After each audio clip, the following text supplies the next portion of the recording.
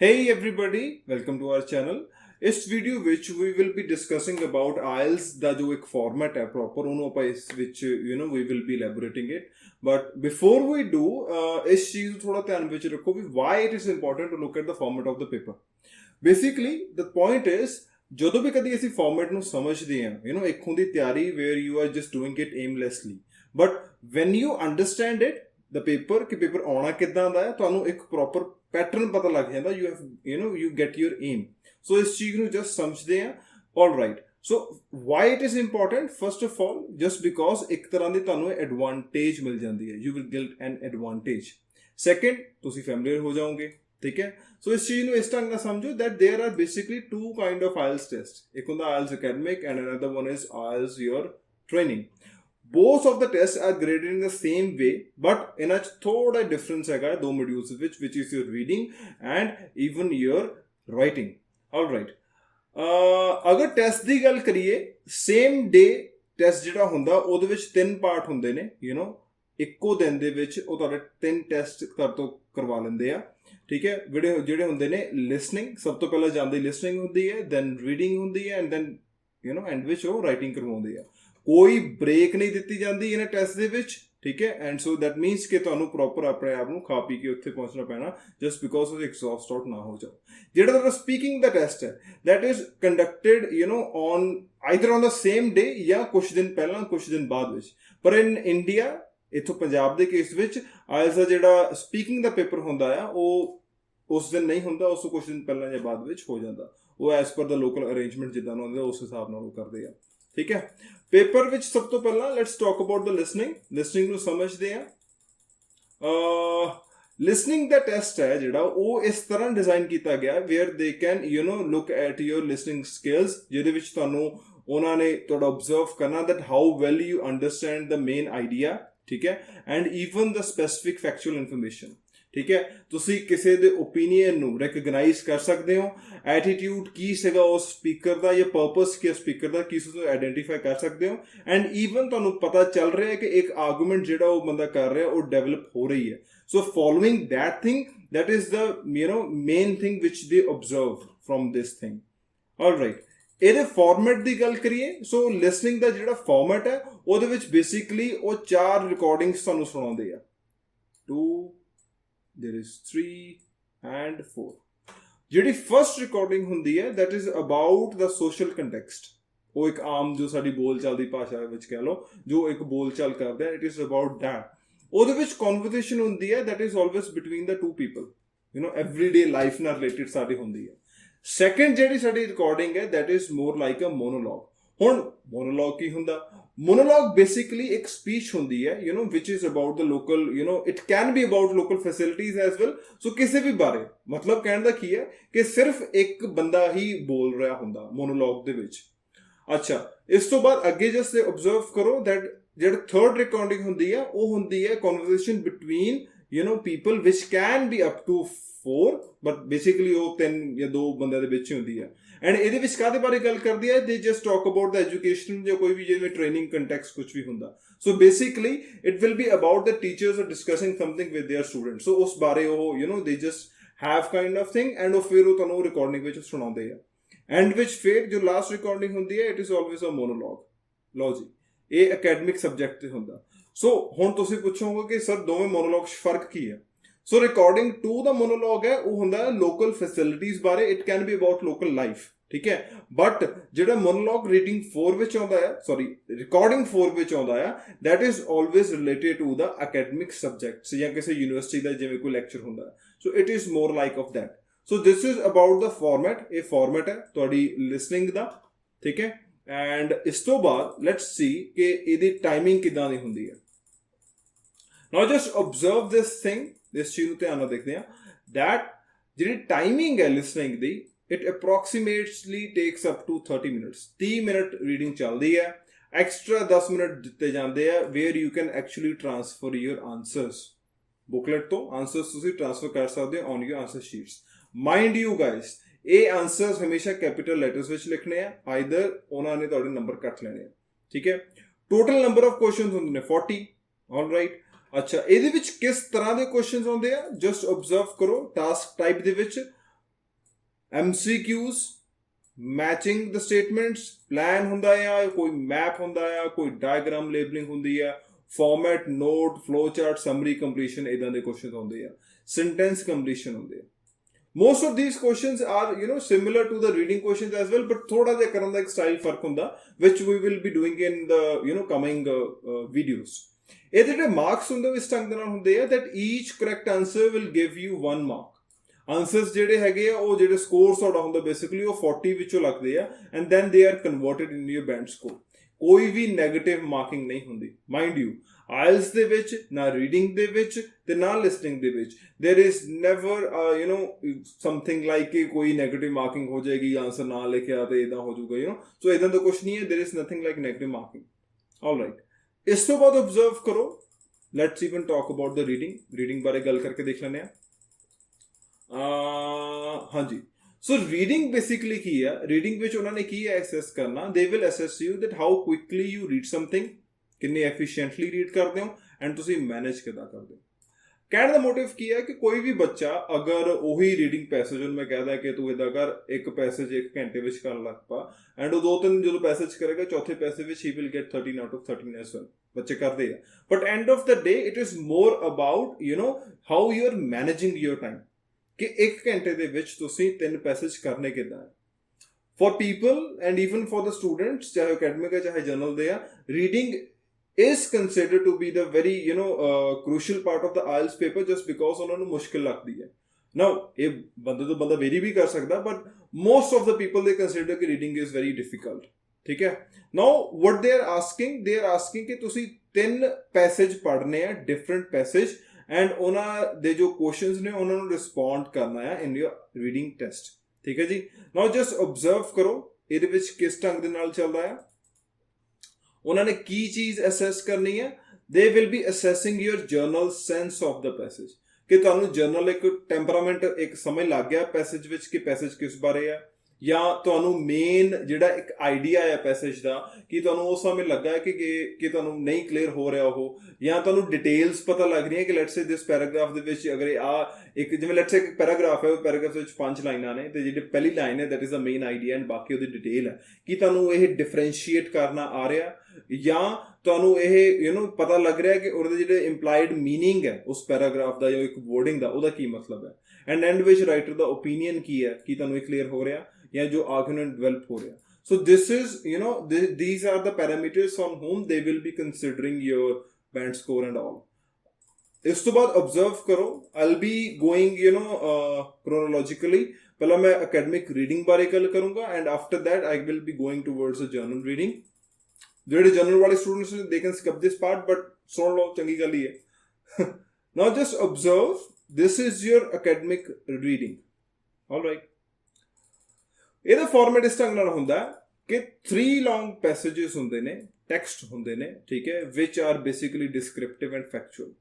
ਠੀਕ ਹੈ, and they are taken from books, journals, magazines ਜਾਂ ਨਿਊਜ਼ਪੇਪਰਸ. ਠੀਕ ਹੈ. Now they are, they have been selected for a non-specialized audience, mind you. ਇਹ ਨਹੀਂ ਕਿ ਅਗਰ ਮੈਂ ਲੈਟਸ ਸੇ ਨਾਨ ਮੈਡੀਕਲ ਵਾਲਾ ਬੱਚਾ ਤੇ ਮੈਨੂੰ ਅਗਰ ਮਸ਼ੀਨ ਵਾਲਾ ਕੋਈ ਪੈਰਾਗ੍ਰਾਫ ਆ ਗਿਆ ਤੇ ਮੇਰੇ ਸੌਖਾ ਹੋਏਗਾ. So basically end of the day ਜਿਹੜਾ ਉਹਨਾਂ ਦਾ ਜੋ ਇੱਕ ਸਟਾਈਲ ਹੈ ਪੇਪਰ ਸੈੱਟ ਕਰਨ ਦਾ, ਦੈਟ ਇਜ਼ ਕਿ ਉਹ ਹਰ ਇੱਕ ਬੱਚੇ ਨੂੰ ਈਜ਼ੀਲੀ ਸਮਝ ਆ ਜਾਵੇ. ਸੋ ਇਟ ਡਜ਼ਨਟ ਮੈਟਰ ਕਿ ਤੁਹਾਡੀ ਸਟਰੀਮ ਕਿਹੜੀ ਹੈ ਜਾਂ ਤੁਹਾਡੀ ਇੱਕ ਐਜੂਕੇਸ਼ਨ ਬੈਕਗਰਾਊਂਡ ਕੀ ਹੈ. If you have a normal sense of everything you can solve these passages. ਠੀਕ ਹੈ. ਆਲਰਾਈਟ, ਟਾਈਮਿੰਗ ਜਸਟ observe ਕਰੋ.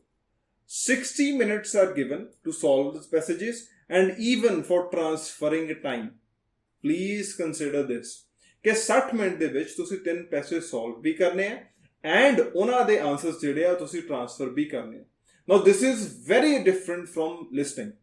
ਲਿਸਨਿੰਗ ਵਿੱਚ ਕੀ ਆ ਕਿ 30 ਮਿੰਟਸ ਦੀ ਲਿਸਨਿੰਗ ਚੱਲਦੀ ਹੈ ਐਂਡ ਦੇ provide you 10 different minutes where you can transfer your answers. But ਇੱਥੇ ਤੁਹਾਨੂੰ ਟ੍ਰਾਂਸਫਰ ਕਰਨ ਦੇ ਡਿਫਰੈਂਟ ਉਹਨਾਂ ਨੇ ਟਾਈਮ ਨਹੀਂ ਦੇਣਾ. So you are supposed to manage your time in those 60 minutes only. ਠੀਕ ਹੈ. ਸੇਮ ਹੈ ਜੀ, 40 questions ਆਉਣਗੇ. There will be 40 questions. ਠੀਕ ਹੈ ਜੀ. ਇਹਦੇ ਵਿੱਚ questions ਦੇਖੋ ਕਿਸ ਢੰਗ ਦੇ ਆ. First of all filling the gaps ਹੋਣਗੀਆਂ. ਠੀਕ ਹੈ. Then matching the headings ਹੋਣਗੀਆਂ. Alright. Written text to the diagram ਹੋਊਗਾ, chart ਹੋਊਗਾ, complete sentences ਹੋਣਗੇ. ਸ਼ਾਰਟ ਆਨਸਰ ਹੋਣਗੇ, ਓਪਨ ਕੁਐਸਚਨਸ ਹੋਣਗੇ। ਇਹ ਸਾਰੇ ਦੇ ਸਾਰੇ questions will be discussing further. So ਇਹਨਾਂ ਨੂੰ ਜਸਟ ਇੱਥੇ ਜਸਟ ਇੱਕ ਵਾਰੀ ਪੜ੍ਹ ਲਓ so that you can have the understanding, ਠੀਕ ਹੈ। ਅੱਛਾ, ਇਹਦੀ ਆਨਸਰਸ ਦੇਖੋ, each correct answer will receive 1 mark. Marking ਦੇ ਅਕੋਰਡਿੰਗ ਅਗਰ ਚੱਕੀਏ ਤੇ ਹਰ ਇੱਕ ਜਿਹੜਾ correct answer that will give 1 mark. ਕੋਈ ਵੀ ਨੈਗੇਟਿਵ ਮਾਰਕਿੰਗ ਨਹੀਂ, ਮੈਂ ਪਹਿਲਾਂ ਦੱਸ ਚੁੱਕਾ। 40 ਵਿੱਚੋਂ ਨੰਬਰ ਲੱਗਣੇ ਆ ਤੁਹਾਡੇ, ਠੀਕ ਹੈ। ਆਲਰਾਈਟ, ਹੁਣ ਗੱਲ ਕਰੀਏ ਜਰਨਲ ਟ੍ਰੇਨਿੰਗ ਦੀ। ਅਕੈਡਮਿਕ ਵਾਲੇ ਬੱਚੇ ਇਹਨੂੰ ਸਕਿਪ ਕਰ ਸਕਦੇ ਨੇ, I have no issues with that. General training ਦੀ ਗੱਲ ਕਰੀਏ, ਠੀਕ ਹੈ, ਪੈਸੇਜ ਇਹਦੇ ਵਿੱਚ ਵੀ 3 ਆਉਂਦੇ ਨੇ, ਠੀਕ ਹੈ। ਪੈਸੇਜ ਇਹਦੇ ਵਿੱਚ ਵੀ ਬੁੱਕਸ, ਮੈਗਜ਼ੀਨਸ ਐਂਡ ਨਿਊਜ਼ਪੇਪਰਸ ਆਉਂਦੇ ਨੇ, ਬਟ ਫਰਕ ਕੀ ਹੈ ਇਹਦੇ ਵਿੱਚ? ਦੇ will B for the daily basis thing, you know. ਜਿਵੇਂ ਫॉर एग्जांपल ਕੋਈ ਨੋਟਿਸ ਹੈਗਾ ਆ, ਜਾਂ ਕੋਈ ਐਡਵਰਟਾਈਜ਼ਮੈਂਟ ਹੈ, ਕੰਪਨੀ ਹੈ, ਹੈਂਡਬੁੱਕਸ ਹੈ, ਜਾਂ ਕੋਈ ਗਾਈਡਲਾਈਨ ਹੈ, ਜਾਂ ਜਿਵੇਂ ਕੋਈ ਨਿਊਜ਼ਪੇਪਰ ਦਾ ਥਰੋਰ ਹੁੰਦਾ ਜਾਂ ਬਰੋਸ਼ਰ ਹੁੰਦਾ, ਜਾਂ ਕੋਈ ਮੈਟਰੋਮੋਨੀਅਲ ਦਾ ਕੋਈ ਨਾ ਕੋਈ ਪੀਸ ਆਫ ਕੋਈ ਵੀ ਇੱਕ ਲਿਟਰੇਚਰ ਹੈ। So that they give as a passage. ਜਿਹੜਾ ਅਕੈਡਮਿਕ ਹੈ ਉਹਦੇ ਵਿੱਚ the passages are long and factual. ਇਹਦੇ ਵਿੱਚ ਕੀ ਹੈ, ਪੈਸੇजेस ਛੋਟੇ ਹੁੰਦੇ ਆ ਐਂਡ ਦੇ ਆਰ ਬੇਸਿਕਲੀ ਕਿ ਜੋ ਇੱਕ ਨਾਰਮਲ ਇੱਕ ਲੇਮੈਨ ਬੜੇ ਆਰਾਮ ਨਾਲ ਪੜ੍ਹ ਸਕਦਾ ਹੈ, ਠੀਕ ਹੈ। ਇਹਦੇ ਵਿੱਚ ਵੀ ਸੇਮ ਉਹੀ ਸਟਾਈਲ ਹੈ, 60 ਮਿੰਟਸ ਆਰ ਗਿਵਨ। ਟ੍ਰਾਂਸਫਰ ਕਰਨ ਨੂੰ ਕੋਈ ਐਕਸਟਰਾ ਟਾਈਮ ਨਹੀਂ, 60 ਮਿੰਟਾਂ ਦੇ ਵਿੱਚ ਹੀ ਕਰਨਾ ਆ, ਠੀਕ ਹੈ। ਕੁਐਸਚਨਸ ਇਹਦੇ ਵਿੱਚ ਵੀ 40 ਹੁੰਦੇ ਆ and that is basically same. Questions ਵੀ same ਹੀ ਹੁੰਦੇ ਆ। The question type for reading and your academic, that is same, ਇਹ same ਹੀ ਹੈ, ਇਹਨਾਂ ਵਿੱਚ ਕੋਈ ਫਰਕ ਨਹੀਂ ਹੁੰਦਾ। Same is with marking also, ਇਹਦੇ ਵਿੱਚ ਵੀ ਕੋਈ ਫਰਕ ਨਹੀਂ ਹੈ, that is also same. ਸੋ ਕਹਿਣ ਦਾ ਮੋਟਿਵ ਕੀ ਹੈ ਕਿ ਜਿਹੜਾ ਤੁਹਾਡਾ ਅਕੈਡਮਿਕ ਦਾ ਪੇਪਰ ਹੈ ਜਾਂ ਜਿਹੜਾ ਤੁਹਾਡਾ ਜਨਰਲ ਦਾ ਪੇਪਰ ਹੈ ਉਹਦੇ ਵਿੱਚ ਸਿਰਫ ਰੀਡਿੰਗ ਦਾ ਅਗਰ ਧਿਆਨ ਨਾਲ ਦੇਖੀਏ, ਰੀਡਿੰਗ ਦਾ ਫਰਕ ਹੈਗਾ ਆ। ਅਕੈਡਮਿਕ ਦੀ ਜਿਹੜਾ ਪੈਸੇਜ 1 to ਪੈਸੇਜ 3 ਹੈ, ਜਿੰਨੇ ਵੀ 3 ਪੈਸੇਜ ਨੇ, they are just factual and ਥੋੜੇ ਲੰਬੇ ਪੈਸੇजेस ਹੁੰਦੇ ਨੇ। ਜਿਹੜੇ ਤੁਹਾਡੇ ਜਰਨਲ ਦੀ ਰੀਡਿੰਗ ਹੈ ਉਹਦੇ ਵਿੱਚ ਕੀ ਹੁੰਦਾ ਕਿ ਜਿਹੜਾ 3rd ਪੈਸੇਜ ਹੁੰਦਾ ਉਹ ਜ਼ਿਆਦਾ ਡਿਫਿਕਲਟ ਹੁੰਦਾ ਆ, ਜ਼ਿਆਦਾ ਥੋੜਾ ਜਿਹਾ ਲੰਬਾ ਹੁੰਦਾ। ਬਟ ਜਿਹੜਾ ਪੈਸੇਜ 1 ਹੁੰਦਾ, ਪੈਸੇਜ 2 ਹੁੰਦਾ, ਉਹ ਨਾਰਮਲ ਜਿਵੇਂ ਨੋਟਿਸ ਹੁੰਦੇ ਜਾਂ ਰੂਲਸ ਐਂਡ ਰੈਗੂਲੇਸ਼ਨਸ ਕਿਸੇ ਕੰਪਨੀ ਦੇ ਹੁੰਦੇ ਆ। ਸੋ ਤੁਹਾਨੂੰ ਉਹ ਰੂਲਸ ਐਂਡ ਰੈਗੂਲੇਸ਼ਨਸ ਪੜ੍ਹਨ ਲਈ ਦੇ ਦੇਣਗੇ ਐਂਡ ਉਹਦੇ ਵਿੱਚੋਂ ਫਿਰ ਤੁਹਾਡੇ ਕੁਐਸਚਨ ਆਊਟਸ ਕੱਟ ਕੇ ਤੁਹਾਨੂੰ ਕੁਐਸਚਨ ਪੁੱਛਣਗੇ। ਸੋ ਬੇਸਿਕਲੀ ਉਹ ਥੋੜਾ ਜਿਹਾ ਬਸ ਇਹੀ ਇੱਕ ਇਹਦਾ ਫਰਕ ਹੁੰਦਾ ਹੈ ਕਿ ਉਹ ਡੇਲੀ ਜਿਵੇਂ ਲਾਈਫ ਜੇ ਡੇਲੀ ਰੂਟੀਨ ਦੇ ਵਿੱਚ ਜੋ ਲਿਟਰੇਚਰ ਸਾਡੇ ਸਾਹਮਣੇ ਆਉਂਦਾ, it is about that only. All right, writing, this is something very important ਬੱਚਾ, ਇਹ ਬਹੁਤ ਧਿਆਨ ਨਾਲ ਕਰਨ ਵਾਲੀ ਚੀਜ਼ ਹੈ। ਰਾਈਟਿੰਗ ਮੋਡਿਊਲ ਜਿਹੜਾ ਹੈ ਨਾ, ਇਹਨੂੰ ਪਲੀਜ਼ ਲਾਈਟਲੀ ਕਦੇ ਬਣਾ ਲਿਓ, just because this is my feeling ਕਿ ਲਿਸਨਿੰਗ ਦਾ ਅਗਰ ਆਨਸਰ ਗਲਤ ਹੋ ਗਿਆ ਤੁਹਾਨੂੰ ਪਤਾ ਲੱਗ ਜਾਂਦਾ ਕਿ ਲਿਸਨਿੰਗ ਦੇ ਮੇਰੇ ਆਹ ਆਨਸਰ ਸੀਗੇ, ਆਹ ਗਲਤ ਹੋਇਆ। You have that very objective thing, ਠੀਕ ਹੈ। ਰੀਡਿੰਗ ਵਿੱਚ ਵੀ ਇਹੀ ਹੈ ਕਿ ਆਨਸਰ ਲੈਟਸ ਸੇ ਇੰਨੇ ਗਲਤ ਹੋਏ, ਇੰਨੇ ਆ ਗਏ। ਅਗਰ ਮੇਰੇ ਕਹ ਲਓ ਕਿ 9 ਗਲਤ ਹੋਇਆ, 8 ਗਲਤ ਹੋਇਆ, ਸਟਿਲ ਆਈ ਗੈਟ 7+ ਮੈਨ।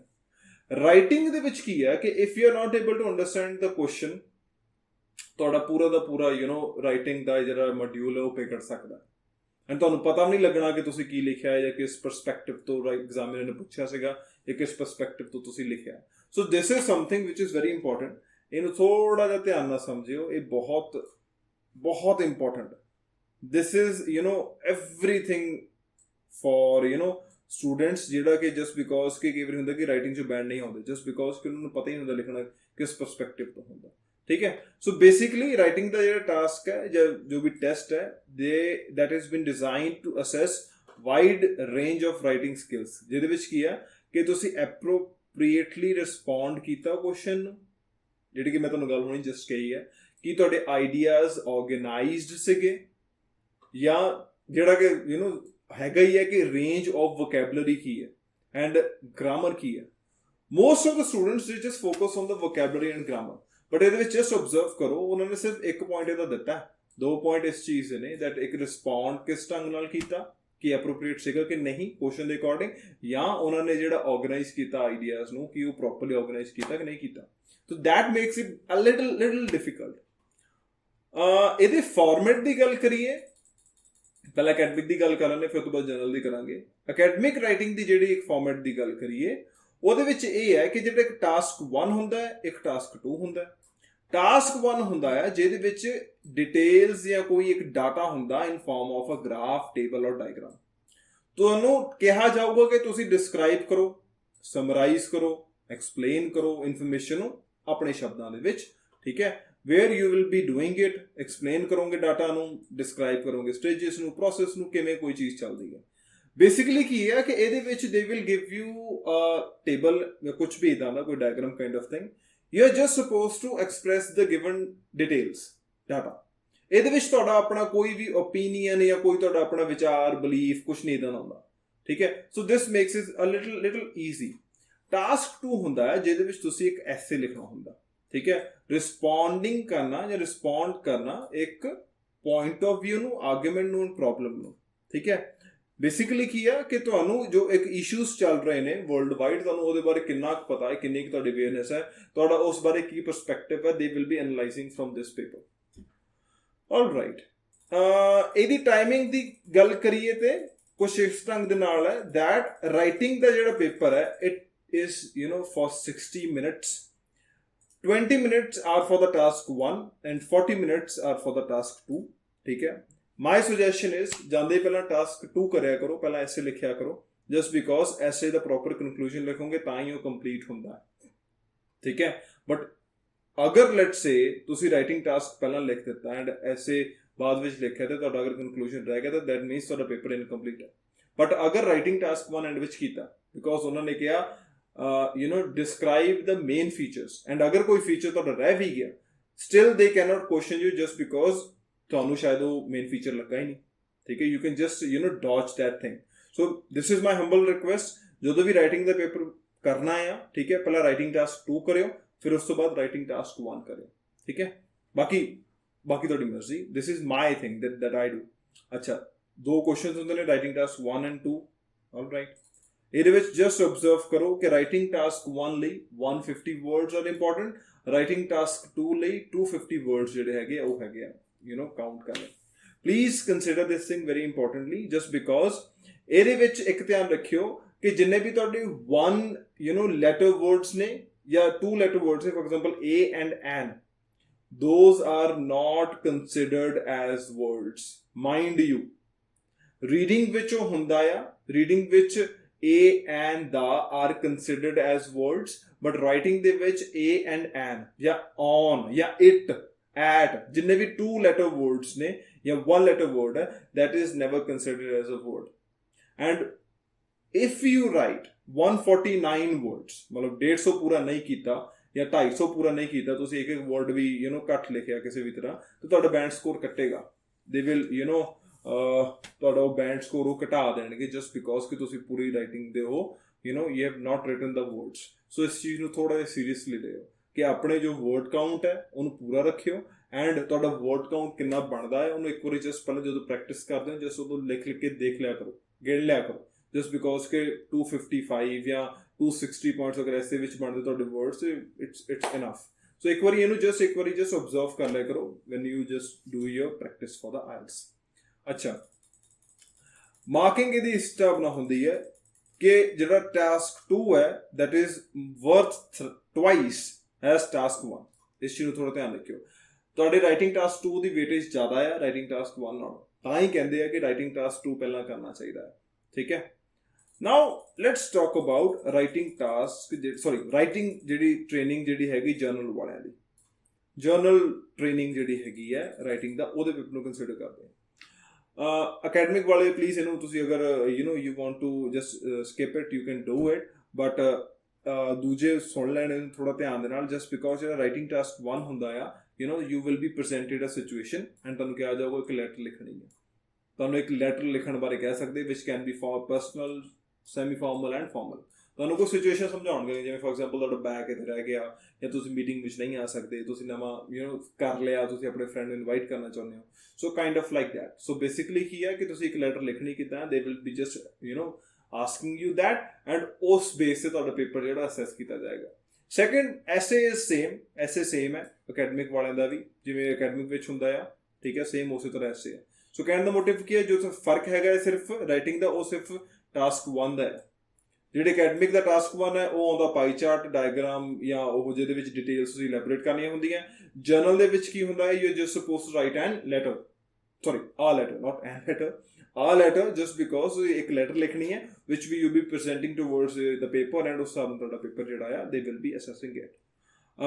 ਇਸ ਨੂੰ ਅਗਰ ਟਾਈਮਿੰਗ ਦੇ ਹਿਸਾਬ ਨਾਲ ਦੇਖੀਏ that is same for the academic, ਜਿਵੇਂ 60 ਮਿੰਟ ਦਿੱਤੇ ਜਾਂਦੇ ਆ, 20 ਮਿੰਟਸ ਟਾਸਕ 1 ਦੇ, 40 ਮਿੰਟਸ ਟਾਸਕ 2 ਦੇ, ਠੀਕ ਹੈ। ਸੋ ਇਹ ਸੇਮ ਹੀ ਹੈ ਜੋ ਅਕੈਡਮਿਕ ਦਾ ਹੈਗਾ। even the word count as well, 150 word, 150 words for the task 1 laterally and 250 for the task 2, that is the same, ठीक है। and ਇਸ ਵਿੱਚ ਵੀ same ਉਹੀ ਹੈ, task 2 is worth twice as task 1। so ਇਹਦੇ ਵਿੱਚ ਵੀ ਹਮੇਸ਼ਾ ਐਸੇ ਪਹਿਲਾਂ ਕਰੋ, ਲੈਟਰ ਬਾਅਦ ਵਿੱਚ ਕਰੋ, ਠੀਕ ਹੈ। ਇਸ ਚੀਜ਼ ਨੂੰ ਪਲੀਜ਼ ਕੰਸੀਡਰ ਕਰ ਲਓ, ਬੱਚੇ ਬਹੁਤ ਨੁਕਸਾਨ ਕਰਵਾਉਂਦੇ ਇਸ ਚੀਜ਼ ਕਰਕੇ। all right, the last module, speaking. well, speaking is a very unique kind of paper, ਮੈਨੂੰ ਬਹੁਤ ਚੰਗਾ ਲੱਗਦਾ ਹੈ, just because here I can express myself in front of actual person। ਹੁਣ ਤੱਕ ਜਿੰਨੇ ਪੇਪਰ ਹੋਇਆ they are just conducted in a kind of classroom ਜਿਹਦੇ ਵਿੱਚ 100 ਬੱਚਾ ਬੈਠਾ ਐਂਡ ਪੇਪਰ ਉਹ ਆਪਣਾ ਕਰ ਰਿਹਾ, just like normal papers। so speaking ਵਿੱਚ ਕੀ ਹੈ that you will be facing the proper certified IELTS examiner who will be grading you as per your speaking skills। ਅੱਛਾ, ਇਹਨੂੰ ਥੋੜਾ ਧਿਆਨ ਨਾਲ ਦੇਖੋ। ਇੰਟਰੈਕਟਿਵ ਪੇਪਰ ਹੈ, ਮਤਲਬ ਦੋ ਬੰਦੇ ਆਪਸ ਵਿੱਚ ਗੱਲ ਕਰਦੇ ਆ। this is very close to real life situations, ਠੀਕ ਹੈ। just because they will be asking you about your things, how you do, what is your life, what you want in your life। so ਇਹ ਇਹਦੇ ਬਾਰੇ ਗੱਲ ਕਰਦੇ ਆ, ਠੀਕ ਹੈ। ਟੈਸਟ ਨੂੰ ਰਿਕਾਰਡ ਕੀਤਾ ਜਾਂਦਾ ਹੈ, ਇਸ ਚੀਜ਼ ਨੂੰ ਥੋੜਾ ਧਿਆਨ ਰੱਖਿਓ, ਠੀਕ ਹੈ। why do they record it? just because end ਵਿੱਚ ਅਗਰ ਕੋਈ ਬੱਚਾ revaluation ਪਾ ਦਿੰਦਾ, so that they can just go back, listen to the recording and then they can reevaluate the thing ਅਗਰ ਕੋਈ ਬੱਚਾ ਕਰਨਾ ਚਾਹੁੰਦਾ ਹੈ। so that is done for that। ਅੱਛਾ, ਇਹਦੇ ਵਿੱਚ ਕੀ ਚੀਜ਼ ਕਰਨੀ ਹੈ, ਧਿਆਨ ਦਿਓ। ਜਿਹੜਾ ਸਪੀਕਿੰਗ ਟੈਸਟ ਹੈ ਉਹ ਸੇਮ ਹੁੰਦਾ ਅਕੈਡਮਿਕ ਤੇ ਜਨਰਲ ਲਈ, ਪਲੀਜ਼ ਇਸ ਚੀਜ਼ ਦਾ ਵੀ ਥੋੜਾ ਧਿਆਨ ਰੱਖਿਓ, ਕੋਈ ਫਰਕ ਨਹੀਂ ਹੈ, ਠੀਕ ਹੈ। ਅੱਛਾ, ਉਹਨਾਂ ਨੇ ਕੀ ਅਸੈਸ ਕਰਨਾ ਹੈ, they will assess ਕਿ ਤੁਸੀਂ ਕਮਿਊਨੀਕੇਟ ਪ੍ਰੋਪਰ ਓਪੀਨੀਅਨਸ ਆਪਣੇ ਕਰ ਪਾ ਰਹੇ ਹੋ, ਇਨਫੋਰਮੇਸ਼ਨ ਤੁਹਾਨੂੰ ਕਿੰਨੀ ਹੈਗੀ ਆ ਐਵਰੀਡੇ ਟੌਪਿਕਸ ਬਾਰੇ, ਸੋ ਕਾਮਨ ਐਕਸਪੀਰੀਅੰਸਿਸ, ਠੀਕ ਹੈ। ਸੋ ਤੁਹਾਨੂੰ ਇਹ ਸਾਰੀਆਂ ਚੀਜ਼ਾਂ ਬਾਰੇ ਧਿਆਨ ਰੱਖਣਾ ਪੈਣਾ। ਸੋ ਬੇਸਿਕਲੀ ਤੁਹਾਡਾ ਕਿਸੇ ਚੀਜ਼ ਬਾਰੇ ਕੀ ਓਪੀਨੀਅਨ ਹੈਗਾ ਆ, ਸੋ ਆਪਣੇ ਓਪੀਨੀਅਨ ਹੋਣਾ, ਠੀਕ ਹੈ। ਐਂਡ ਕਿੰਨੀ ਕੁ ਤੁਹਾਨੂੰ ਲੇਟੈਸਟ ਪਤਾ ਹੈ ਜਾਣਕਾਰੀ ਬਾਰੇ, you will be assessed on that. ਅੱਛਾ, ਕੀ ਤੁਸੀਂ ਇੱਕ can you speak for a given length on a given topic, ਮਤਲਬ ਲੈਟਸ ਸੇ ਤੁਹਾਨੂੰ 1 ਮਿੰਟ ਜਾਂ 2 ਮਿੰਟ ਲਈ ਜੋ ਕਿਊ ਕਾਰਡ ਆਪਣਾ ਹੁੰਦਾ ਕਿ ਤੁਹਾਨੂੰ ਕਿਊ ਕਾਰਡ ਇੱਕ ਦੇ ਦਿੱਤਾ ਜਾਂਦਾ ਹੈ, ਠੀਕ ਹੈ। ਬੇਸਿਕਲੀ ਕਹਿਣ ਦਾ ਮੋਟਿਵ ਕੀ ਹੈ ਕਿ the test is divided into 3 parts, ਠੀਕ ਹੈ। ਪਹਿਲਾ ਪਾਰਟ ਕੀ ਹੁੰਦਾ, ਦੈਟ ਇਜ਼ ਯਰ ਇੰਟਰੋਡਕਟਰੀ, ਤੁਹਾਨੂੰ introduce they just ask you the introducing questions. ਜਿਹੜਾ ਪਾਰਟ 2 ਹੁੰਦਾ that is about the cue card, ਤੁਹਾਨੂੰ ਇੱਕ ਕਿਊ ਕਾਰਡ ਦਿੱਤਾ ਜਾਂਦਾ ਆ, ਠੀਕ ਹੈ। So they will be just asking about the things ਕਿ for example describe your best friend, describe a person who has helped you। so basically how far you can speak on that given topic and using appropriate language। ਕਿੰਨੇ ਤੁਹਾਡੇ ideas organised ਨੇ ਕੋਹਰੈਂਟਲੀ, ਠੀਕ ਹੈ। ਕਿੰਨਾ ਵਧੀਆ ਤੁਸੀਂ ਆਪਣੇ ਆਪ ਨੂੰ ਐਕਸਪ੍ਰੈਸ ਕਰ ਸਕਦੇ ਹੋ ਐਂਡ ਜਸਟੀਫਾਈ ਕਰ ਸਕਦੇ ਹੋ। ਐਨਾਲਾਈਜ਼ ਕਿਸ ਢੰਗ ਨਾਲ ਕਰਦੇ ਹੋ ਕੁਐਸਚਨਸ ਨੂੰ, ਕੀ ਤੁਸੀਂ ਡਿਸਕਸ ਕਰ ਸਕਦੇ ਹੋ ਚੀਜ਼ਾਂ ਨੂੰ, which is always done in the third part of the paper, ਠੀਕ ਹੈ। So this is about that. ਇਹਦੇ ਤੇ ਉਹ ਤੁਹਾਨੂੰ ਅਸੈਸ ਕਰਦੇ ਨੇ। ਪੇਪਰ ਨੂੰ ਧਿਆਨ ਨਾਲ ਦੇਖਿਓ। ਹੁਣ ਇਹਦਾ ਫਾਰਮੈਟ ਇੱਕ ਵਾਰੀ ਡਿਸਕਸ ਕਰ ਲੈਂਦੇ, ਜਿਹੜੇ ਮੈਂ ਤੁਹਾਨੂੰ ਪਹਿਲਾਂ ਥੋੜਾ ਦੱਸ ਚੁੱਕਾ, ਪਰ ਥੋੜਾ ਜਿਹਾ ਹੋਰ ਐਲੈਬੋਰੇਟ ਕਰਦੇ ਇਸ ਚੀਜ਼ ਨੂੰ। ਜਿਹੜਾ ਪਾਰਟ 1 ਹੈ ਨਾ, ਐਗਜ਼ਾਮੀਨਰ ਤੁਹਾਨੂੰ ਇੰਟਰੋਡਿਊਸ ਕਰਵਾਏਗਾ ਪਹਿਲਾਂ ਆਪਣੇ ਆਪ ਨੂੰ, ਠੀਕ ਹੈ। ਐਂਡ ਤੁਹਾਨੂੰ ਤੁਹਾਡੇ ਬਾਰੇ ਪੁੱਛੇਗਾ, ਠੀਕ ਹੈ, ਕਨਫਰਮ ਕਰੇਗਾ ਤੁਹਾਡੀ ਆਇਡੈਂਟੀਟੀ। ਫਿਰ ਤੁਹਾਨੂੰ ਉਹ ਜਨਰਲ ਕੁਐਸਚਨ ਪੁੱਛੇਗਾ on family topics, for example like home, family, work, studies, interest, ਕੁਛ ਵੀ ਪੁੱਛ ਸਕਦਾ ਹੈ। ਬੇਸਿਕਲੀ ਉਹ ਕਰ ਕੀ ਰਿਹਾ, ਉਹ ਤੁਹਾਨੂੰ ਇੱਕ ਰਿਲੈਕਸ ਕਰ ਰਿਹਾ so that you can talk more naturally. So ਪਹਿਲਾ ਪਾਰਟ ਜਿਹੜਾ ਇਹਦੇ ਬਾਰੇ ਹੁੰਦਾ ਹੈ, ਠੀਕ ਹੈ। ਨਾਓ ਦ ਸੈਕੰਡ ਪਾਰਟ ਜਿਹੜਾ ਕਿ ਮੇਨ ਪਾਰਟ ਹੈ, that is called the cue card part, ਜੋ ਬੱਚਿਆਂ ਲਈ ਥੋੜਾ ਜਿਹਾ ਬੱਚਿਆਂ ਨੂੰ ਮੁਸ਼ਕਿਲ ਲੱਗਦਾ ਬਟ ਈਜ਼ੀ ਹੁੰਦਾ ਹੈ। I don't know why do they have it. ਜਿਹੜਾ ਐਗਜ਼ਾਮੀਨਰ ਹੈ ਨਾ, ਉਹ ਤੁਹਾਨੂੰ ਇੱਕ ਕਾਰਡ ਦਿੰਦਾ ਹੈ, ਕਿਊ ਕਾਰਡ ਦਿੰਦਾ ਹੈ, ਠੀਕ ਹੈ। ਐਂਡ ਤੁਹਾਨੂੰ ਕਹਿੰਦਾ ਕਿ ਇਸ ਬਾਰੇ ਬੋਲੋ, ਪਾਰਟੀਕੂਲਰ ਇੱਕ ਜੋ ਟੌਪਿਕ ਦਿੱਤਾ ਹੋਇਆ ਉਹਦੇ ਪੁਆਇੰਟਸ ਵੀ ਹੁੰਦੇ ਆ ਵਿਚ ਯੂ ਕੈਨ ਇਨਕਲੂਡ, ਠੀਕ ਹੈ, ਕਰ ਸਕਦੇ ਹੋ। ਉਸ ਟੌਪਿਕ ਬਾਰੇ 1 ਤੋਂ 2 ਮਿੰਟ ਬੋਲਣਾ ਹੁੰਦਾ, ਠੀਕ ਹੈ। ਉਹ ਜਿਹੜਾ ਟੌਪਿਕ ਹੈ ਉਹ ਤੁਹਾਨੂੰ ਮਤਲਬ ਉਹਦੇ ਬਾਰੇ ਜਦੋਂ ਤੁਸੀਂ ਸ਼ੁਰੂ ਕਰ ਦਿੱਤਾ, ਯੂ ਵਿਲ ਬੀ ਨਾਟ ਇੰਟਰਪਟਡ, ਤੁਹਾਨੂੰ ਉਹ ਇੰਟਰਪਟ ਨਹੀਂ ਕਰੂਗਾ, ਠੀਕ ਹੈ। ਐਂਡ ਜਦੋਂ ਤੁਸੀਂ ਆਪਣਾ ਕਿਊ ਕਾਰਡ ਬੋਲ ਕੇ ਖਤਮ ਕਰ ਦਿੱਤਾ, ਐਗਜ਼ਾਮੀਨਰ ਉਸ ਇੱਕ ਕਨਵਰਸੇਸ਼ਨ ਦੇ ਬੇਸਡ ਫਿਰ ਤੁਹਾਨੂੰ 2-3 ਜਿਹੜੇ ਹੈਗੇ ਤੁਹਾਨੂੰ ਰੈਲੇਵੈਂਟ ਟੌਪਿਕ ਪੁੱਛੇਗਾ। Now that becomes part of the third ਜੋ ਇੱਕ ਸਟੇਜ ਹੈ ਪੇਪਰ ਦੀ। ਇਹਦੇ ਤੇ ਤੁਹਾਨੂੰ ਫਰਦਰ ਕੁਐਸਚਨਿੰਗ ਕਰੂਗਾ, ਫਾਲੋ ਅਪ ਕੁਐਸਚਨਸ ਪੁੱਛੂਗਾ which will be connected to your part 2. So they are called the follow-up questions. ਇਹ ਡਿਜ਼ਾਈਨ ਇਸ ਹਿਸਾਬ ਨਾਲ ਕੀਤੇ ਜਾਂਦੇ just because you get opportunity to discuss more, ਕਿ ਤੁਹਾਨੂੰ ਪਤਾ ਹੈ ਕੁਝ ਚੀਜ਼ਾਂ ਬਾਰੇ, ਜੋ ਆਈਡੀਆਜ਼ ਨੇ, ਜੋ ਇਸ਼ੂਜ਼ ਨੇ, ਜੋ ਤੁਸੀਂ ਗੱਲਬਾਤ ਕੀਤੀ ਹੈ, ਉਹ ਤੁਹਾਡੇ ਐਬਸਟਰੈਕਟ ਆਈਡੀਆਜ਼ ਬਾਰੇ ਇਸ ਪਾਰਟ ਤੋਂ they just assess you. So basically ਇਸ ਤਰ੍ਹਾਂ ਉਹ ਕਰਦੇ ਆ, ਠੀਕ ਹੈ। ਆਲ ਰਾਈਟ, ਟਾਈਮਿੰਗ ਇਹਦੀ ਕੀ ਹੈ? ਕੋਈ ਵੀ ਜਿਹੜਾ ਸਪੀਕਿੰਗ ਦਾ ਪੇਪਰ ਹੈ, it is conducted for around 11 ਤੋਂ 14 ਮਿੰਟ, 15 ਮਿੰਟ ਲੱਗਦੇ ਆ। 15 ਮਿੰਟ ਦੇ ਵਿੱਚ ਤੁਹਾਡੀ ਸਪੀਕਿੰਗ ਕੰਪਲੀਟ ਹੋ ਜਾਂਦੀ ਹੈ and then you just come out of the cabin, ਠੀਕ ਹੈ। ਸੋ ਇਹ ਜ਼ਿਆਦਾ ਕੋਈ ਏਡਾ ਲੰਬਾ ਪੇਪਰ ਨਹੀਂ ਹੁੰਦਾ, ਠੀਕ ਹੈ। ਇਹਦੀ ਕੋਈ ਐਗਜ਼ੈਕਟ ਦੇ ਡੋਂਟ ਹੈਵ ਕਿ ਇਹਦੇ ਕਿੰਨੇ, ਜਿਵੇਂ ਫॉर ਐਗਜ਼ਾਮਪਲ ਰੀਡਿੰਗ ਐਂਡ ਤੁਹਾਡੀ ਲਿਸਨਿੰਗ ਹੈ, ਠੀਕ, ਬੜਾ ਇੱਕ ਆਬਜੈਕਟਿਵ ਕਾਈਂਡ ਆਫ ਥਿੰਗ ਹੈ। ਸੋ ਰਾਈਟਿੰਗ ਐਂਡ ਜਿਹੜਾ ਲਿਸਨਿੰਗ ਆਪਣਾ ਸਪੀਕਿੰਗ ਦਾ ਪੇਪਰ ਹੈ, ਦੈਟ ਇਜ਼ very subjective, ठीक है। They will be assessing you on the basis of your performance throughout the paper, ठीक है जी। ਤੁਹਾਨੂੰ 4 criteria से marking ਤੁਹਾਡੀ ਕੀਤੀ ਜਾਂਦੀ ਹੈ, that is fluency, coherence, lexical resources and grammatical range, and moreover even ਆ ਵੀ ਜਿਹੜੀ ਤੁਹਾਡੀ accuracy and pronunciation, ਠੀਕ ਹੈ ਜੀ। ਸੋ ਇਸ ਹਿਸਾਬ ਦੇ ਨਾਲ, so basically they will be all considering these kind of things, and ਉਸ ਹਿਸਾਬ ਨਾਲ ਤੁਹਾਡੀ ਸਪੀਕਿੰਗ ਦਾ ਤੁਹਾਡੀ ਜਿਹੜੇ ਉਹ ਬੈਂਡ ਸਕੋਰ ਲੱਗਦਾ। ਆਈ ਹੋਪ ਤੁਹਾਨੂੰ ਕੁਝ ਕਲੀਅਰ ਹੋਇਆ ਹੋਏਗਾ, ਤੁਹਾਨੂੰ ਪ੍ਰੋਪਰ ਮੈਂ ਇੱਕ ਵਾਰੀ ਡਿਟੇਲ ਦੇ ਵਿੱਚ ਸਾਰਾ ਫਾਰਮੈਟ ਕਰ ਦਿੱਤਾ। ਇਨ ਦ ਕਮਿੰਗ ਵੀਡੀਓਜ਼ ਇਸ ਕੱਲੇ ਮੋਡਿਊਲ ਨੂੰ I will be discussing thoroughly, and ਫਿਰ ਉਸ ਤੋਂ ਬਾਅਦ ਉਸ ਮੋਡਿਊਲ ਨੂੰ ਕਿਵੇਂ ਸੋਲਵ ਕਰਨਾ ਆ, that will be done over here, ਠੀਕ ਹੈ। Thank you so much, it was really an appreciable thing ਕਿ ਤੁਸੀਂ ਇਸ ਪੇਸ਼ੈਂਸ ਨਾਲ ਸੁਣਿਆ, ਐਂਡ ਹੋਪ ਇੱਦਾਂ ਹੀ ਤੁਸੀਂ ਪਿਆਰ ਬਣਾਏ ਰੱਖੋਗੇ। Thank you.